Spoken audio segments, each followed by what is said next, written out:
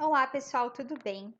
Então esse vídeo é o começo de uma série de vídeos que eu quero gravar ensinando a fazer alguns testes estatísticos mais básicos no Excel. Eu vou fazer isso usando um suplemento do Excel que é o Real Stats ou Real Statistics e eu ensinei a instalar esse suplemento num vídeo anterior que eu vou deixar aqui na descrição.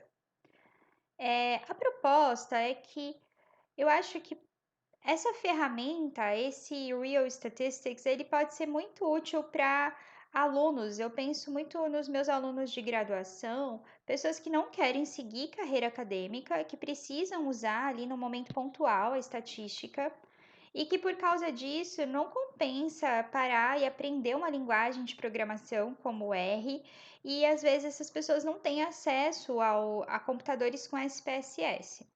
Então, o Real Stats, ele quebra um bom galho para isso. Ele faz no próprio Excel, usando funções que são nativas do Excel e funções que ele implementa. E ele ainda gera umas tabelas super bonitas, publicáveis, num formato super legal. Então, a ideia é fazer vídeos com ele. Ele tem algumas limitações, já vou dizer. Em geral, ele precisa que o banco de dados esteja num formato que não é o formato que os outros softwares estatísticos usam. Então, provavelmente, se você já tem um banco de dados, você vai ter que reestruturar para fazer no Excel. Mas, como eu falei para vocês, quebra um galho. Se você é um aluno de graduação querendo fazer um TCC, super vale a pena. A minha proposta, a minha ideia é fazer só alguns testes mais básicos e tentar enxugar o conteúdo. Então, por exemplo, aqui eu vou ensinar tanto o teste T independente, né, quanto a alternativa não paramétrica, que é o Mann-Whitney, tudo junto para a gente dar uma enxugada nisso.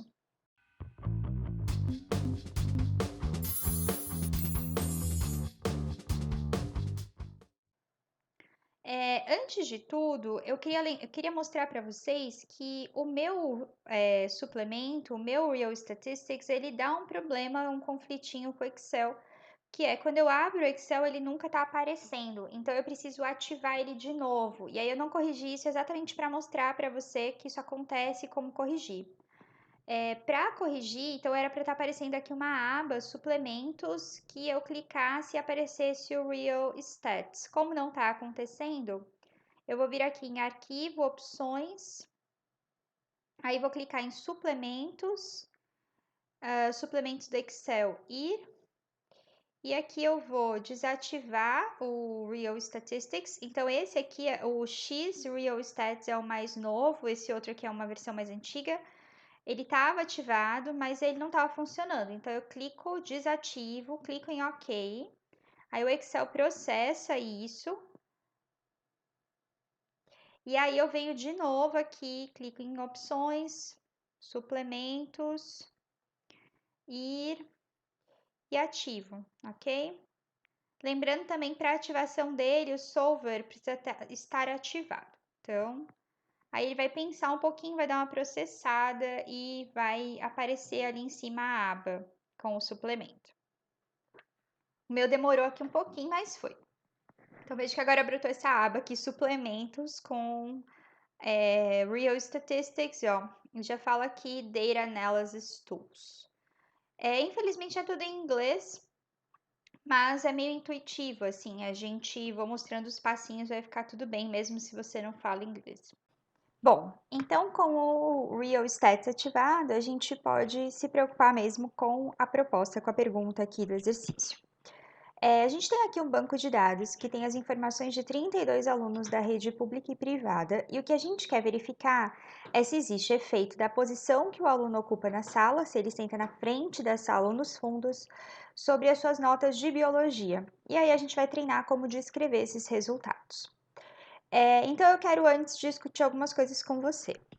Primeiro, uma coisa que é um pouco diferente do Real Stats para outros programas de estatística é a forma como a gente vai organizar o nosso banco de dados. Nos outros programas de estatística, a gente tem aqui, então as notas de todos os alunos estariam numa única coluna e a gente teria uma coluna escrito aqui se ele senta na frente ou nos fundos. E para a gente usar o Real Stats, a gente precisa que isso esteja em colunas separadas ou na mesma coluna, mas separado de um jeito que seja muito fácil de achar os dois grupos diferentes para a hora que a gente for colocar no programa. Outra coisa é que a gente vai usar aqui ou o teste T para amostras independentes ou o teste de Mann-Whitney. Por quê? Porque o que a gente quer comparar aqui são as notas, então valores que são numéricos, né? De dois grupos, e esses dois grupos, eles são grupos independentes. O que eu quero dizer com grupos independentes? Os alunos que sentam na frente da sala são alunos diferentes dos alunos que sentam no fundo da sala. Então, na verdade, a gente não tem relação entre essas notas, ok? Então, a gente vai usar ou o teste T ou o Mann-Whitney. O teste T é a versão paramétrica e o Mann-Whitney é a versão não paramétrica. Então, vamos entender isso melhor. O teste T independente, ele é o teste paramétrico para a gente comparar dois grupos que são grupos independentes, que não estão relacionados. E aí, o problema é que como ele é um teste paramétrico, ele tem alguns pressupostos, algumas assumptions, né, que a gente fala em inglês. Primeiro é que os grupos devem apresentar uma distribuição normal. Além disso, os grupos têm que apresentar variâncias que sejam homogêneas. Caso os grupos não apresentem variâncias homogêneas, a gente ainda consegue usar o teste T independente, mas aí a gente vai ter que usar um teste T que tem uma correção, chamada correção de Welch, que o programa vai rodar esse aqui também. Outra coisa é que as nossas observações têm que ser independentes, né? Então, os indivíduos que estão num grupo não são os indivíduos que estão no outro, são indivíduos diferentes. Esse pressuposto a gente já sabe que foi atendido, porque isso depende do nosso desenho experimental. E não deve haver outliers dentro dos grupos, ok? Se houver um outlier, ele vai influenciar muito a média do grupo e aí isso vai afetar o desempenho do teste. O teste independente, ele tem como hipótese nula que a média do primeiro grupo é igual à média do segundo grupo, então os grupos têm médias iguais, eu não posso dizer que esses grupos são diferentes. E a hipótese alternativa vai ser que as médias são diferentes. Já o Mann-Whitney é a versão não paramétrica do teste independente. E o Mann-Whitney tem como vantagem não apresentar praticamente nenhum pressuposto. O único pressuposto dele é que as observações sejam independentes. Mas ele não requer que a distribuição seja normal, ele não requer que as variâncias sejam homogêneas e ele também não requer ausência de outliers para ter um bom desempenho. O teste de Mann-Whitney, como ele é usado nessas situações em que a distribuição não é normal, que eu tenho outlier, ele não é um teste baseado na média. Ele, na verdade, é um teste baseado em postos, em ranks. Mas a gente costuma simplificar a hipótese nula dele para fazer mais sentido pensar que ele está analisando a mediana do grupo e não a média. Então, ele teria como hipótese nula que a mediana do grupo A é igual à mediana do grupo B, e hipótese alternativa que a mediana do grupo A é diferente da mediana do grupo B. Então, eu vou primeiro fazer com vocês o teste independente, a gente vai descrever ele, e depois eu vou fazer o teste de Mann-Whitney. Eu decidi juntar os dois num vídeo para você ter uma ideia já de como fazer os dois, já que eles resolvem, né, o mesmo tipo de problema. Como eu vou fazer primeiro o teste independente, eu tenho que checar algumas coisas, né? Eu tenho que checar se a minha distribuição é normal, se existem outliers e se as variâncias são homogêneas. Então, a primeira parte vai ser essa checagem dos pressupostos. Para descobrir se a distribuição é normal e se eu tenho outlier, a gente vai fazer isso dentro do mesmo espaço aqui no Real Statistics. Então, você vai vir aqui, vai clicar nesse Data Analysis Tools, e aí, essa primeira opção aqui, que é Estatísticas Descritivas e Testes de Normalidade, vou clicar aqui em OK. Aí eu vou selecionar aqui os dois grupos e o Real Stats vai entender que cada coluna se refere a um grupo diferente, tá? Outra coisa que eu vou deixar selecionada aqui, ó, é que o heading, né, o cabeçalho da coluna está incluído. E veja que quando eu selecionei aqui o frente e fundos. Isso é legal porque no output, na saída, eu vou enxergar o nome dos grupos, fica mais fácil. Então, eu tenho que dizer aqui para ele que eu incluí o nome, senão ele vai achar um problema, ele vai identificar que eu tenho aqui uma palavra onde ele estava esperando encontrar só números.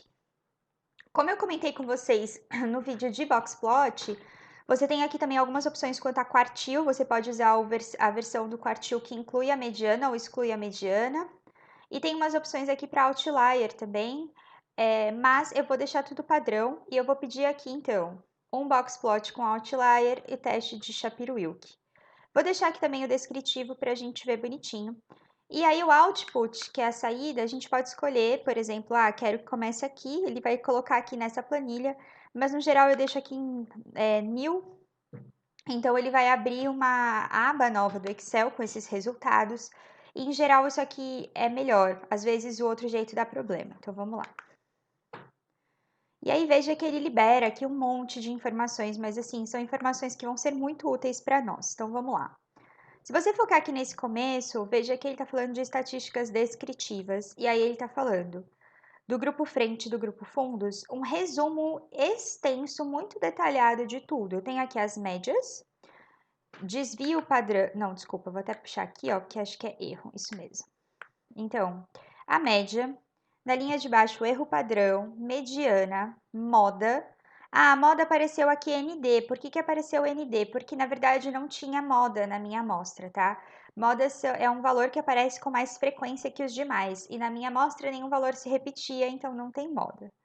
Desvio padrão, variância, curtose e assimetria, que são duas medidas que a gente usa muito para avaliar o formato da distribuição da curva, se ela se encaixa na normal.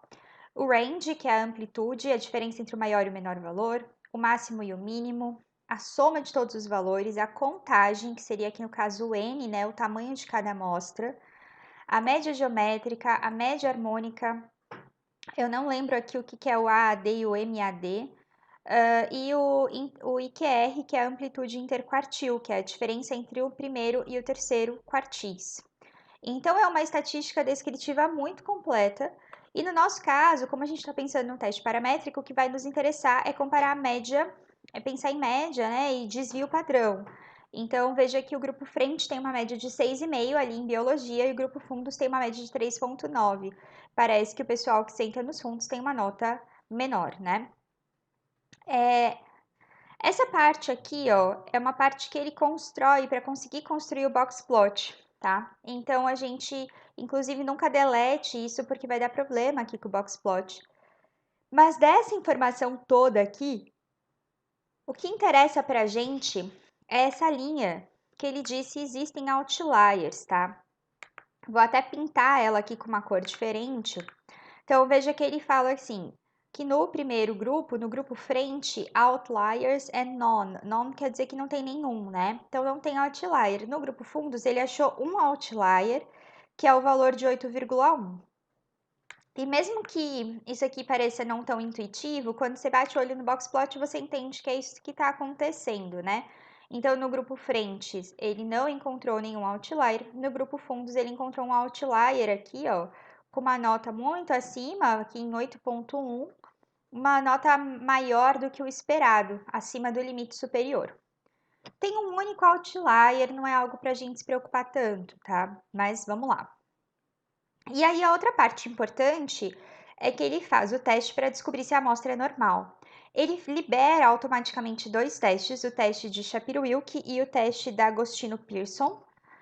Eu vou focar no Shapiro-Wilk, que é o que a gente geralmente analisa, né? Tem algumas evidências dizendo que ele é mais robusto que outros, como o Kolmogorov e Smirnov, então vou focar no Shapiro-Wilk.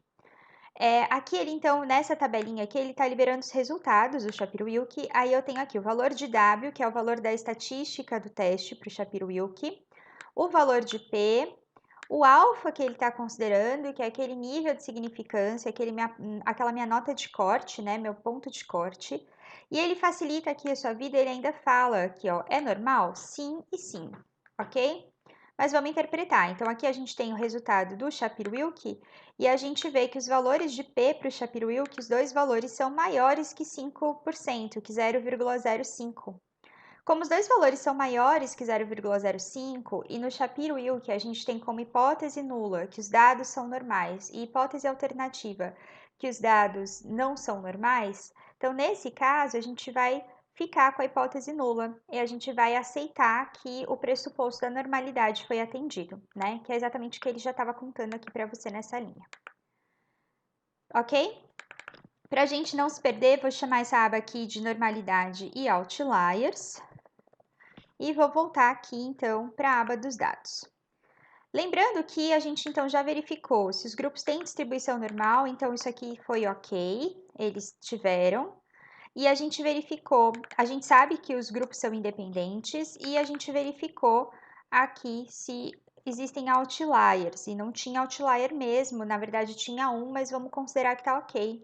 É um único outlier, provavelmente não vai influenciar muito no resultado. E aí o que falta é a gente verificar se as variâncias são homogêneas. Então é isso que a gente vai ver agora. Voltando para cá, para a gente conseguir pedir essa homogeneidade de variâncias, a gente vai ter que vir aqui na janela de ANOVA e nessa One Factor ANOVA, que é uma ANOVA de duas vias. Aliás, desculpa, de uma via só. E aí, então, a gente vai colocar aqui de novo ó, os dados.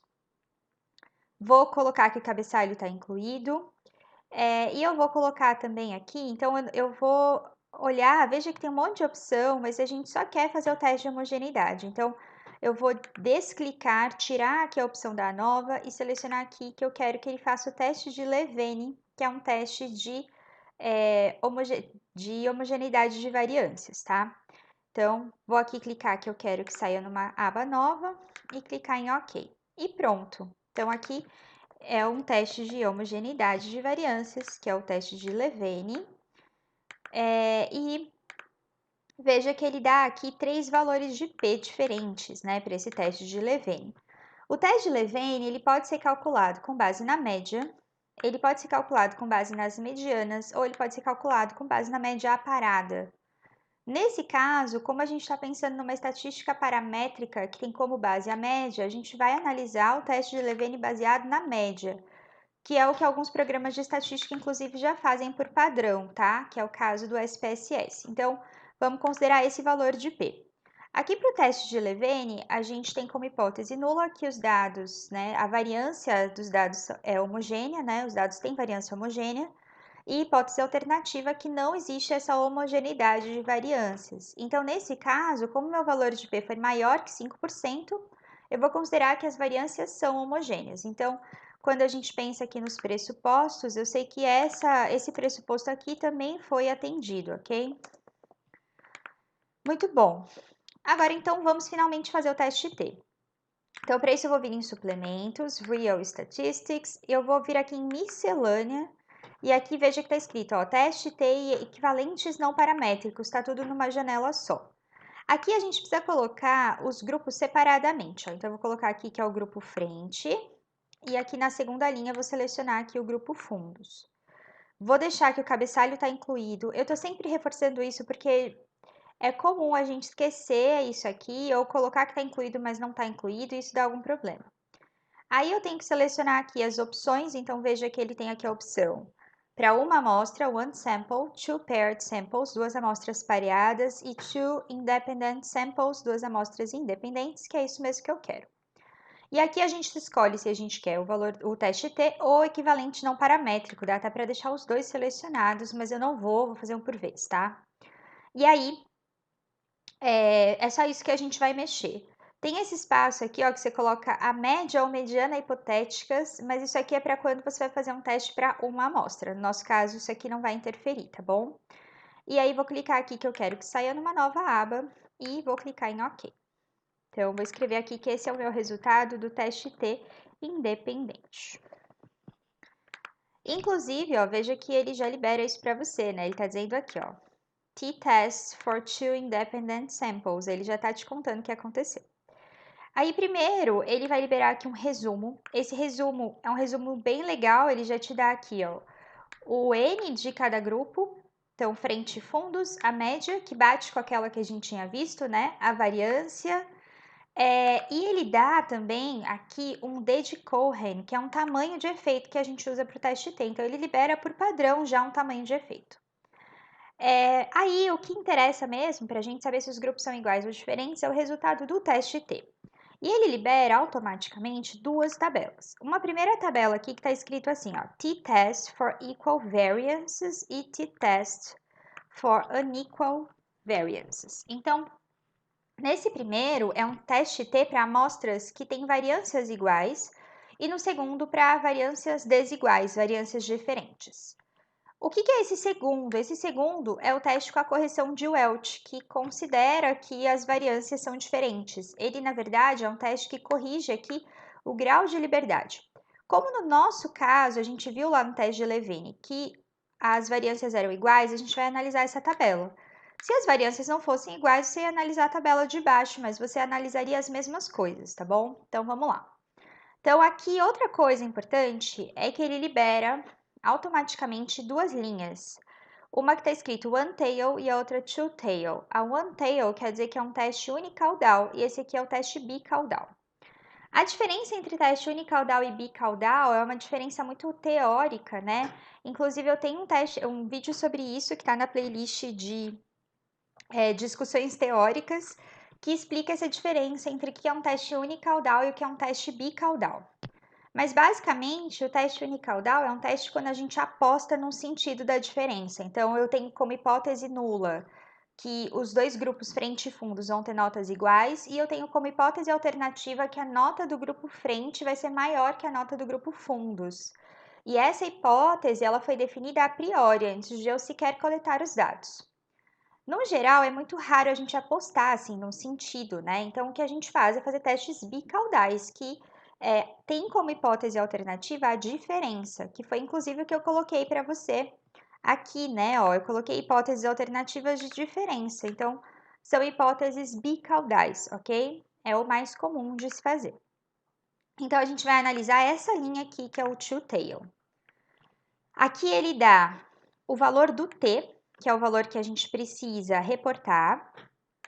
Ele também dá aqui um valor de t crítico, que a gente não vai interpretar muito não. O que a gente precisa além disso é olhar que ele dá também o grau de liberdade na coluna DF, né, de Degrees of Freedom, e aí ele dá aqui o valor de P, e é isso que a gente vai analisar. Então, o teste T, ele tem como hipótese nula, vou até voltar aqui, ó, que as médias dos grupos são iguais e hipótese alternativa que as médias dos grupos são diferentes.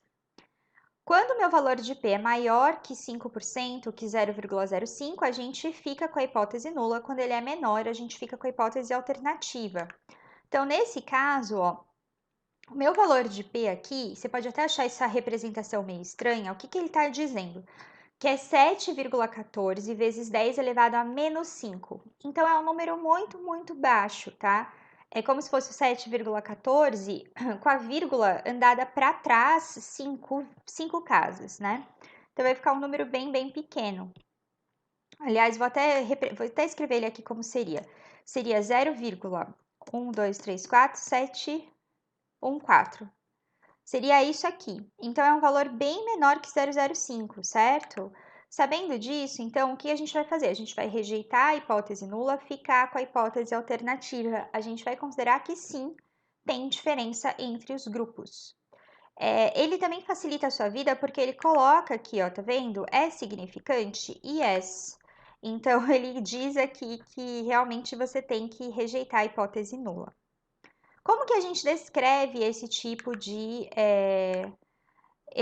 resultado? Então, vou descrever aqui com você para você acompanhar comigo. Então, vamos lá. O que a gente vai dizer é que o teste T para amostras independentes mostrou que há efeito da posição na sala. Você pode dizer que existe efeito da posição na sala sobre a nota de biologia, ou você pode dizer que os grupos frente e fundo apresentam, em média, notas de biologia diferentes, tá? Então, eu vou colocar aqui há efeito da posição na sala sobre as notas de biologia.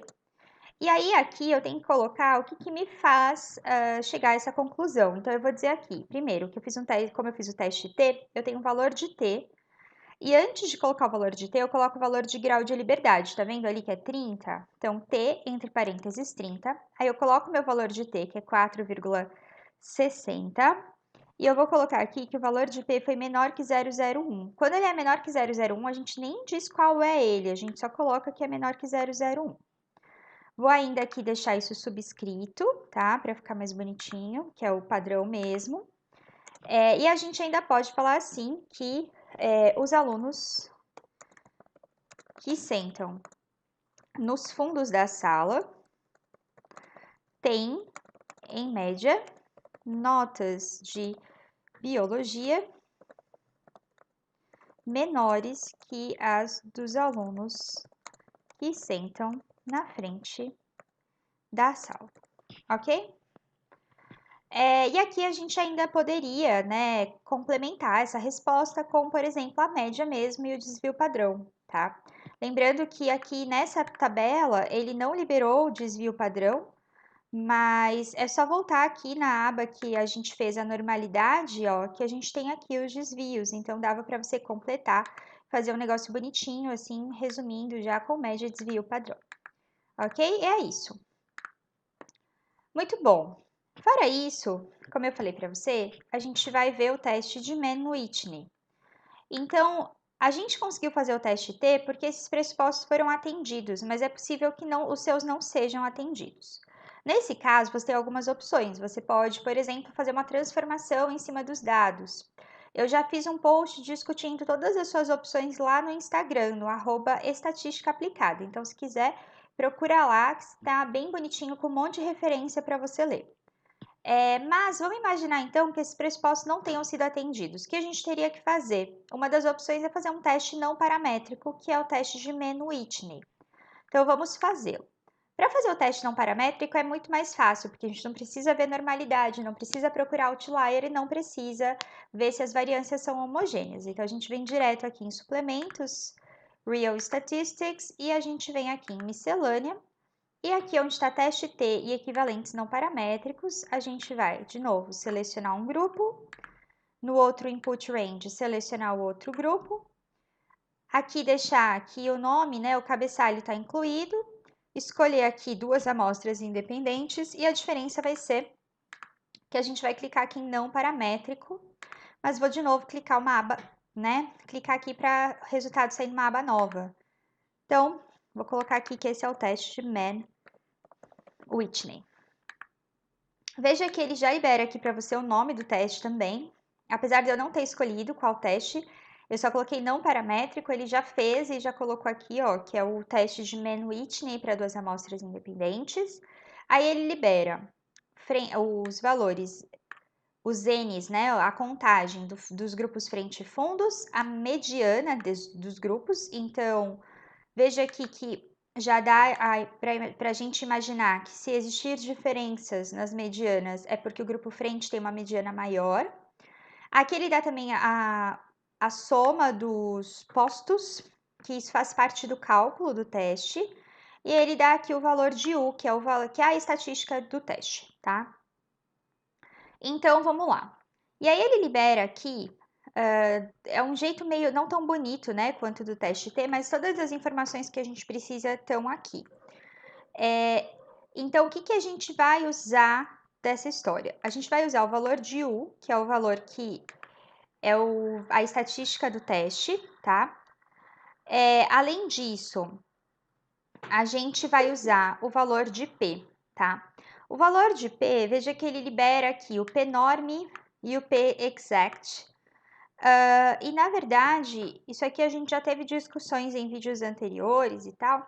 A diferença é que o P-norm é um P que é calculado com base na distribuição normal, enquanto que o P-exato, ele é um P que sofre uma correção. E aí, qual deles é mais adequado? Na verdade, depende muito do seu tamanho da amostra, tá?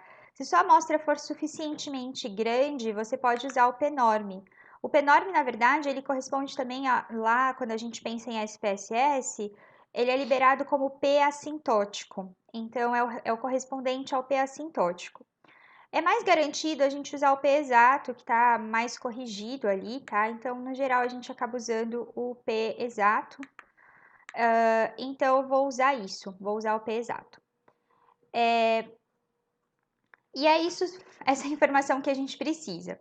Outra coisa é que veja que ele libera aqui duas colunas, né? Esse primeiro T corresponde a one tail e o segundo a um two tail. Então, na verdade, o que ele está fazendo é aqui fazer o P do unicaudal e aqui do bicaudal. Inclusive, vejam sempre que o do bicaudal é, na verdade, o dobro do unicaudal, é só isso, tá? Se você gosta de Excel e entende, quando você vai clicando nessas células, você consegue também ver qual foi o cálculo que foi feito. Então, por exemplo, ó, eu cliquei aqui, eu falei, esse aqui é calculado com base na distribuição normal. E de fato, ó, ele usou aqui uma fórmula de distribuição normal. E aqui, o que que ele fez? Ele pegou esse valor de P e multiplicou por 2. Então, também é curioso se você é uma pessoa que gosta disso. E aí, o que a gente vai fazer aqui, então, é analisar o bicaudal, como eu já comentei com você, porque nossa hipótese alternativa é uma hipótese de diferença. Então, como que a gente escreveria isso? A gente escreveria de um jeito meio parecido com o do teste T, só que tendo consciência que agora a gente não está se baseando na média, e sim em medianas, tá? Então, eu vou dizer que o teste de Mann-Whitney mostrou que a diferença nas notas dos grupos frente e fundos. E aí eu vou colocar aqui entre parênteses os valores que me fizeram chegar a essa conclusão.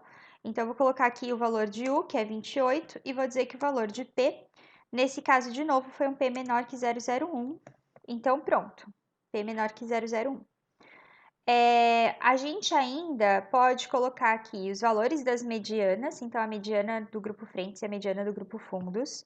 Outra dica que eu dou é, quando a gente fala média, a gente em geral reporta a média e o desvio padrão. Para a mediana não faz sentido reportar o desvio padrão, então o que a gente pode reportar é a mediana e a amplitude interquartil, que ele calculou aqui nessa primeira parte, ó, tá? Aqui é a amplitude interquartil, então você pode reportar isso desse jeito, tá? Basicamente é isso que a gente consegue melhorar nessa resposta, né? Ou ainda a gente pode colocar aqui, em geral, o grupo frente apresentou notas superiores ao grupo fundos, ok? E aí, como eu falei, você poderia complementar isso colocando entre parênteses a mediana. E é isso, ok? Pessoal, eu espero que tenha feito sentido para vocês, que vocês tenham gostado desse novo formato e desse novo uso, né, do Excel fazendo esses testes estatísticos. Eu tentei fazer um formato mais simples para ficar com menos edição, eu consegui produzir isso um pouco mais rápido. Então comenta se fez sentido, se você gostou dos dois testes sendo vistos ao mesmo tempo, se você conseguiu acompanhar e se você achou o Real Stats tão legal quanto eu acho. E como sempre, fica o pedido, se você gosta do conteúdo que eu publico por aqui, por favor, curta os vídeos, comente, se inscreva no canal, ative notificações, interaja. E lembrando que eu produzo um conteúdo teórico muito legal lá no Instagram. Então, se você tiver interesse, é lá no @estatística aplicada. É isso, até a próxima!